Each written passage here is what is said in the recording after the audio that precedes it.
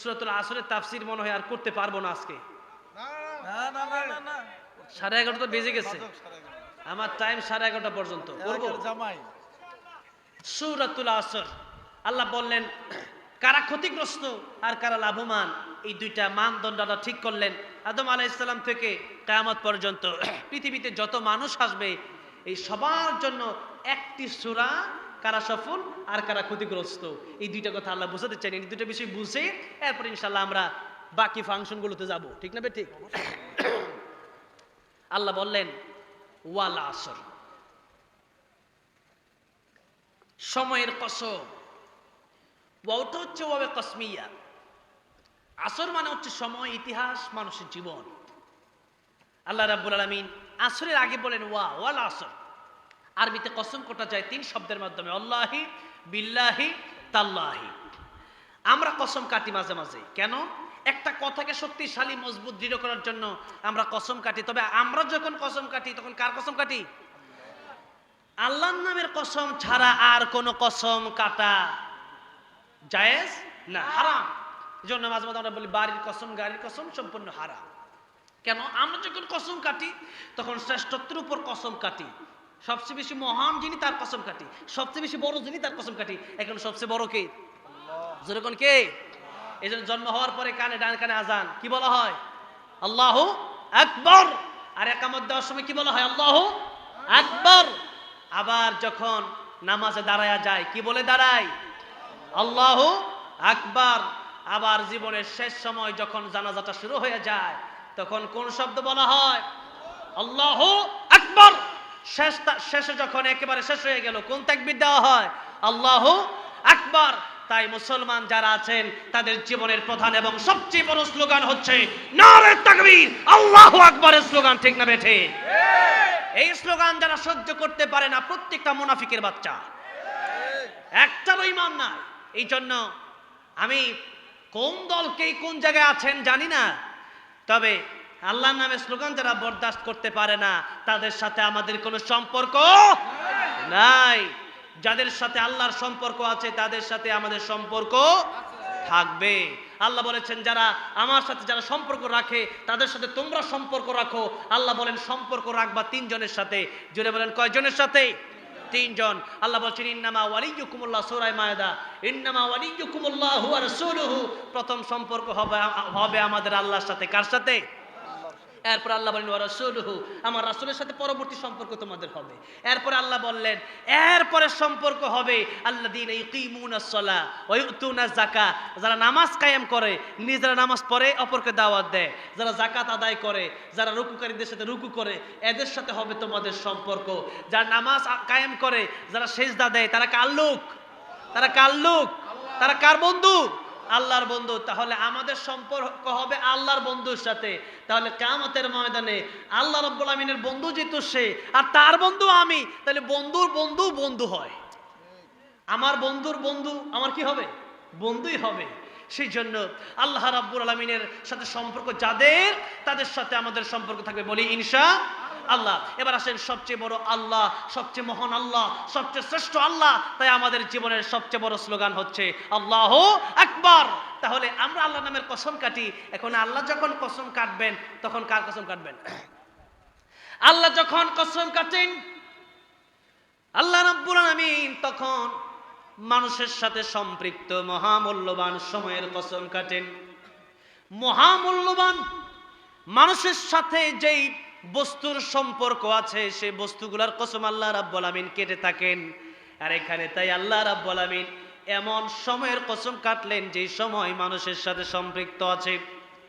তাই আল্লাহ রাব্বুল আমিন এভাবে শুরু করলেন ওয়াল আসরি ইন্নাল ইনসানা লাফি খুসর। আল্লাহ বলেন ওয়াল আসর, সময়ের কসম। তার মানে সময়কে আল্লাহ রাব্বুল আলামিন নিজেই দাম দিলেন। সময়ের মূল্য আল্লাহ বুঝতে চাচ্ছেন যে সময় বড় মূল্যবান। সময় তোমাদের কাছ থেকে চলে যাচ্ছে, প্রতিনিয়ত চলে যাচ্ছে, কিন্তু তোমরা সময়ের মূল্য দিচ্ছ না। আমাদের সময় কিভাবে যাচ্ছে? গান শুনতে শুনতে সব সময় চলে যাচ্ছে, আড্ডা দিতে দিতে সময় চলে যাচ্ছে, আর আশ্চর্য মলম বিক্রি দেখে দেখে আমাদের সময় চলে যাচ্ছে, ঠিক না বেটে? এই হচ্ছে আমাদের সময়ের অবস্থা। তার মানে সময়ের মূল্য আমরা দিচ্ছি না। কিন্তু সময় যার জন্য যতটুকু নির্ধারণ করা আছে সেই সময় যখন শেষ হয়ে যাবে 1 সেকেন্ড তার সময় পাওয়া যাবে না। ইযা জাআ আজালুহুম লা ইস্তাখিরুনা সাআতাও ওয়া লা ইস্তাকদিমুন। আল্লাহ বললেন যখন মালাকুল মউত আজরাইল তোমাদের কাছে চলে যাবে, মৃত্যুর সময় যখন হয়ে যাবে 1 সেকেন্ড আগেও মৃত্যু হবে না, 1 সেকেন্ড পরেও তোমাদের মৃত্যু হবে না। সময়ের মূল্য আল্লাহ রাব্বুল আমিন দিতে গিয়ে বললেন ওয়াল আসর, সময়ের কসম। আর নবীজি হাদিস শরীফের ভিতরে বলছেন ইগতানিম খামসান ক্বাবলা খামসিন শাবাবাকা ক্বাবলা হারামিক। 5টি সময়ের আগে তোমরা 5টি সময়ের মূল্য দাও। জোরে বলেন কয়টা সময়ের আগে কয়টা সময়? 5টা সময়। নবীজি বললেন শাবাবাকা ক্বাবলা হারামিক, বৃদ্ধ হয়ে যাওয়ার আগে যৌবন কালকে মূল্য দাও, কারণ যৌবন কাল মানুষের চিরজীবন থাকে না, ঠিক কি না? সেজন্য যৌবন এটা আল্লাহর দেয়া একটা বড় নিয়ামত। কিয়ামতের ময়দানে মানুষ যৌবন কালকে কিভাবে কাটালো এর জবাব না দেওয়া পর্যন্ত এক কদম সামনে আগানো সম্ভব হবে না। সেজন্য নবীজি বললেন যুবক বয়সে তুমি আল্লাহর ইবাদত বেশি বেশি করো, কারণ বৃদ্ধ হয়ে গেলে মসজিদে যাওয়া যায় না, বরঞ্চ দেখা যায় ঘরে নামাজ পড়াটাও কষ্ট হয়ে যায়। এমনকি আমার দাদা এখনো এত অসুস্থ, প্রায় 100 বছর বয়স, এখনো দেখা যায় ঠিকমতো খাবার খেতে পারে না, নামাজ বসে বসে পড়বে দূরের কথা ইশারায় পড়তে পারে না, অজ্ঞান হয়ে থাকে প্রায় সময়। এই জন্য মানুষ যখন বৃদ্ধ হয়ে যায় ইবাদতের শক্তি আর থাকে না। কিন্তু যৌবন কালটা হচ্ছে মূল সময় ইবাদতের। যৌবন কালে যারা ইবাদত করবে, বৃদ্ধ যখন হয়ে যাবে সেই ইবাদত যখন এই ব্যক্তি করতে পারবে না, তখন আল্লাহ রাব্বুল আমিন এই যৌবন কালে যে ইবাদত ব্যক্তিটা করতে ইবাদত বৃদ্ধ বয়সে আল্লাহ ফিরি তারে দিয়ে দিবেন। সুবহানাল্লাহ। গোশত কিনতে গেলে পরে দেখা যায় বলা হয় যে আমাদের 10 কেজি গোশত কিনলে 1 কেজি ফ্রি। কেন অনেক লোক গিয়া বললো যে 10 কেজি কিনবো না, 1 কেজি ফ্রি আছে, ওইটা আমার এমনি ফ্রি দিয়ে দেন, দিবে? বরং লোকটা বলবে 10 কেজি কিনলেই 1 কেজি ফ্রি দেওয়া হবে, আর 10 কেজি না কিনলে 1 কেজি ফ্রি দেওয়া হবে। ঠিক তেমনি ভাবে যৌবন কালে যারা ইবাদত করবে বৃদ্ধ বয়সে আল্লাহ রাব্বুল আমিন তাদেরকে এই সওয়াবগুলো ফ্রি দিয়ে দিবেন। আর কিয়ামতের ময়দানে আরশে আযমের নিচে এই যুবকগুলাকে আল্লাহ রাব্বুল আলামিন ছায়া দিয়ে দিবেন। সুবহানাল্লাহ। এইজন্য যৌবনকাল এটা আল্লাহর পক্ষ থেকে বড় একটা নিয়ামত, এই নিয়ামতের কদর করতে হবে। নবীজি বললেন ওয়াসিহাতাকা ক্বাবলা সাকামিক, 2 নম্বরে অসুস্থ হওয়ার আগে সুস্থতাকে মূল্য দাও। কারণ মানুষ যখন অসুস্থ হয়ে যায় খাবার খেতে পারে না, মানুষ যখন অসুস্থ হয়ে যায় তখন দেখা যায় ঠিক মতো চলতে ফিরতে পারে না, গায়ে শক্তি পায় না, হসপিটালে ভর্তি থাকতে হয়। সেই জন্য মানুষ যখন অসুস্থ হয়ে যায় তখন বুঝে সুস্থতাটা কত বড় নিয়ামত ছিল, ঠিক না বেঠিক বলেন? অসুস্থ না হলে বোঝা যায় না। মাঝে মধ্যে এমন অসুস্থ হয় মানুষ, আমি নিজে গত বছর এমন অসুস্থ হলাম, হসপিটালে ছিলাম, অনেকগুলো মাহফিল করতে পারলাম না। আমার মন চাচ্ছিল যে অসুস্থ হচ্ছে মৃত্যুবরণ হোক, তাহলে আরো ভালো, এরকম মন চাচ্ছিল, মনে হচ্ছিল এরকম, সহ্য করা যায় না। সাধারণত জ্বর আসলেই পরে এই জ্বরটাই মানুষ সহ্য করতে পারে না, ঠিক না? এমন অবস্থা। সুতরাং নবীজি বললেন সুস্থতা এটা আল্লাহর পক্ষ থেকে তোমাদের জন্য বড় নিয়ামত। আর আমরা যখন সুস্থ থাকি তখন আমরা মনে করি যে কত মানুষের কোটি কোটি টাকা, আমার তো কোটি টাকা নাই। একজনের 5 তলা বিল্ডিং, আমার তো নাই। কিন্তু নবীজি বললেন সুস্থতা কত বড় নিয়ামত, টের পাচ্ছ না, অসুস্থ হলে তোমরা বুঝবা। এই জন্য নবীজি বললেন অসুস্থ হয়ে যাওয়ার আগে সুস্থতার নিয়ামতকে কদর করো, বেশি বেশি আল্লাহ জিকির করো, বেশি বেশি মসজিদে যাও, বেশি বেশি কোরআন পড়ো, বেশি বেশি আল্লাহ রাব্বুল আলামিনের ইবাদত তোমরা করো। এরপরে নবীজি বললেন গিনাকা ক্বাবলা ফাকরিক, ফকির হয়ে যাওয়ার আগে ধনী থাকা অবস্থায় এই টাকা পয়সা অর্থ সম্পদ আল্লাহর রাস্তায় তোমরা বিলাইয়া দাও। কারণ কবি বলেছেন সকাল বেলার ধনী তবি ফকির সন্ধ্যা বেলা। এই বাংলাদেশের গত 16 বছরের ইতিহাস যদি লক্ষ্য করেন দেখেন কত এমপি মন্ত্রী ছিল, বাড়ি ঘর যখন আগুন দিয়ে জ্বালায় দেওয়া হলো টাকাগুলো অনেকেই নিতে পারে নাই, অনেকে এমন করুণ অবস্থায় আছে এখন ইন্ডিয়াতে, আমরা জানি ঠিক মতো 3 বেলা খাবার খেতে পারে না। তাই বলা হয়েছে সকালবেলার ধনী তুমি ফকির, সন্ধ্যাবেলা। 4 আগস্টে অবস্থান যেরকম ছিল 5 আগস্ট অবস্থান তো এরকম থাকে নাই।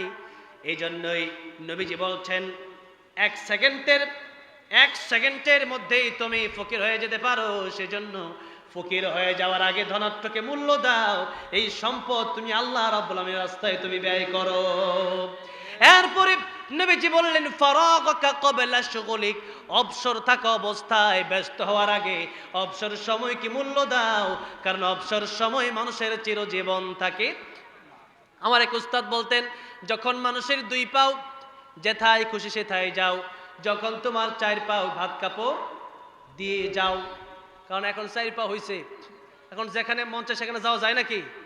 হ্যাঁ, বউয়ের বাধা আছে না নাই? আছে। যখন তোমার 6 পাও আব্বু তুমি কোথায় যাও?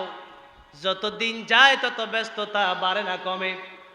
বলেন, দিন যত যাবে ব্যস্ততাও বাড়বে। এখানে আমরা বাঁচবো আল্লাহর জন্য, মরবো আল্লাহর জন্য।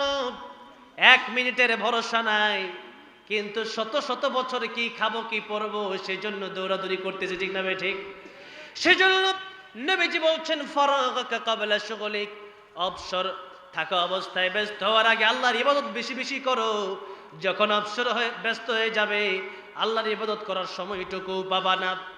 নবীজি শেষ কথা বললেন হায়াতাকা ক্বাবলা মাউতিক, মরণের আগে ভালো হয়ে যাও, কারণ মরণের পরে ভালো হওয়ার কোনো সুযোগ আর নাই। আছে? সুতরাং এই দুনিয়াতে নবীজি বলেছেন দুনিয়া সিজনুল মুমিনি ওয়া জান্নাতুল কাফির, এই দুনিয়া তো মুমিনের জন্য জেলখানা আর কাফিরের জন্য বালাখানা। দুনিয়াতে মুমিন থাকবে, কষ্ট হবে। দুনিয়াতে আল্লাহর নবী 40 বছর পর্যন্ত যতদিন কোরআনের দাওয়াত দেন নাই, যতদিন লা ইলাহা ইল্লাল্লাহর দাওয়াত দেয় নাই, ততদিন পর্যন্ত নবীকে মানুষ সাদিক আল আমিন বলে ডেকেছে।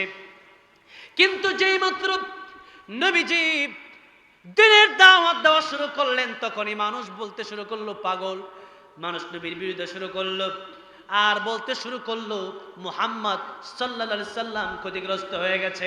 তখন আল্লাহ রাব্বুল আমিন কে ক্ষতিগ্রস্ত আর কে লাভবান সেটা বোঝানোর জন্য সূরাতুল আসর আল্লাহ নাজিল করে দিলেন। এবার বলেন, আবু জাহেলেরটা সত্য না আল্লাহরটা সত্য? কারটা সত্য? আল্লাহর চেয়ে সত্যবাদী আর কেউ আছে?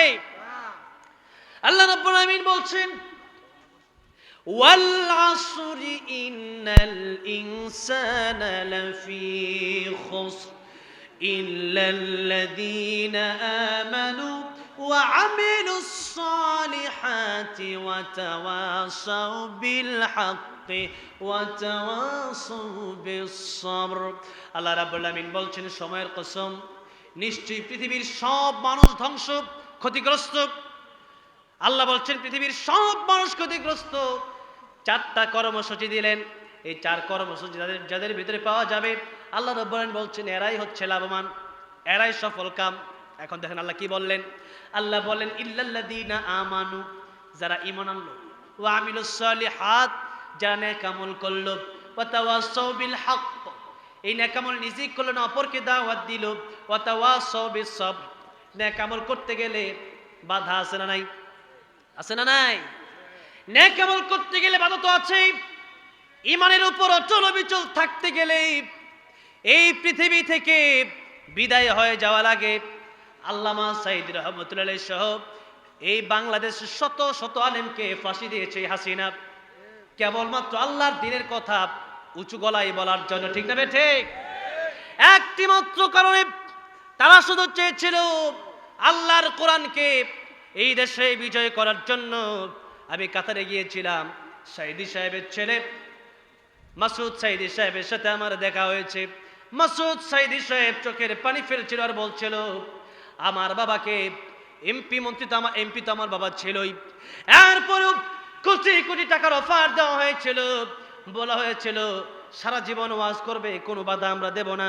কেবলমাত্র রাজনীতি বাদ দিবে, কেবলমাত্র আমাদের বিরুদ্ধে কথা বলবে না, যত সুযোগ সুবিধা লাগে আমরা দেব। আল্লামা সাঈদীর কাছে প্রস্তাব পেশ করা হলে আল্লামা সাঈদী সেদিন বলেছিলেন, ও আমার সন্তানেরা, আমাকে কি তোমার এমন দুর্বল ইমান মনে হয়? আমার ইমানটাকে আমি যদি ইচ্ছা করতাম, এমপি তো বাইরে থাকতেই ছিলাম, সেই জায়গাতেই আমি অনেক কিছু করতে পারতাম। সাঈদী সাহেবের বাড়ি আমি দেখে আসলাম, এমন বাড়ি, একটা রিক্সাওয়ালারও এমন বাড়ি থাকে, কিন্তু তা আমি করি নাই। দিনের জন্য আমার তো নিয়ত আছে আল্লাহর রাস্তায় শহীদ হয়ে যাব। সুতরাং আমার কাছে এমন প্রস্তাব তোমরা নিয়ে এসো না। আমার নবীর কাছেও কিন্তু এমন প্রস্তাব নিয়ে যাওয়া হয়েছিল। আমার নবীর কাছে বলা হয়েছিল, কি প্রয়োজন বলেন, বাড়ি, গাড়ি, নারী? আমার নবী বলেছেন, এগুলো তো দেওয়া সম্ভব। আমার ডান হাতে ওই চন্দ্রটা আর বাম হাতে ওই সূর্যটা যদি এনে দেওয়া হয়, একটা সেকেন্ডের জন্য আল্লাহর কোরআনের কথা বলা আমি বন্ধ করে দেব না। আল্লাহু আকবার। সেজন্য আল্লাহ যে বললেন, ওয়াতাওয়াসাউ বিল হাক্কি, এই ঈমান আর নেক আমলের দাওয়াত দেওয়ার জন্য এটা সাধারণ শব্দ নয়, এটা অনেক ব্যাপক শব্দ। এই যে তাফসীর মাহফিল হচ্ছে, এখানে কোরআনের দাওয়াত দেওয়ার মাধ্যমে ওয়াতাওয়াসাউ বিল হক, এই আয়াতের কর্মসূচি আমরা পালন করতেছি। আর এই কথাগুলো যখন আমরা বলি, এগুলো আমাদের অনেক রিস্ক নিয়ে বলতে হয়। এই বাংলাদেশে আপনারা জানেন, বিভিন্ন জায়গায় বিভিন্ন দল আছে। যখন আমরা কথা বলি, কথা বলে যাওয়ার সময় বিভিন্ন সময় গাড়িতে হামলা হয়, বিভিন্ন সময় নিজের গায়ে অ্যাটাক আসে, বিভিন্ন সময় সরকারিভাবে আমাদের বিরুদ্ধে আইন করা হয়, বানোয়াট আইন করা হয়। আমির হামজা সাহেবের সাথে আমার দেখা হয়েছে কয়েকদিন আগে। এমন একজন নম্রভদ্র মানুষ তিনি। এরপরে খালেদ সাইফুল আইবি সাহেবের সাথে আমার খুব ভালো সম্পর্ক, ওনার সাথে দেখা হলো। এই মানুষগুলোর মতো ভালো মানুষ বাংলার জমিনে আমি মনে করি খুবই কম আছে। তাদেরকে ককটেলের মামলা দিয়া, আর গুলির মামলা দিয়া, আর চুরি আর ছিনতাইয়ের মামলা দিয়া তাদেরকে বছরের পর জেলের ভিতরে আটকায় রাখা হয়েছে, ঠিক না বেঠি? একমাত্র ওয়াতাওয়াসাউ বিল হক, এই কারণে একটা কর্মসূচির কারণে, দিনের দাওয়াত দেওয়ার কারণে দিনকে দিন, বছরকে বছর, আজকে আমির হামজার মেয়ে আমির হামজাকে বাবা বলে ডাকে না, আঙ্কেল বলে ডাকে। সন্তান যখন জন্ম হয়েছে, বাবা তো জেলেই চলে গেল, দুধের বাচ্চাটা বাবাকে চিনবে কি করে? 3 বছর পর যখন আমির হামজা সাহেবকে মুক্তি দেওয়া হলো, সন্তান অন্য মানুষকে যেমন আঙ্কেল বলে ডাকে, বাবাও যখন জেল থেকে মুক্তি পেয়ে বাসায় আসলো, বাবাকে আঙ্কেল বলা শুরু করলো। বলেন তো, একজন বাবাকে যখন তার মেয়ে আঙ্কেল বলে ডাকে, তখন তার অবস্থাটা কত কষ্টের অবস্থা হয়।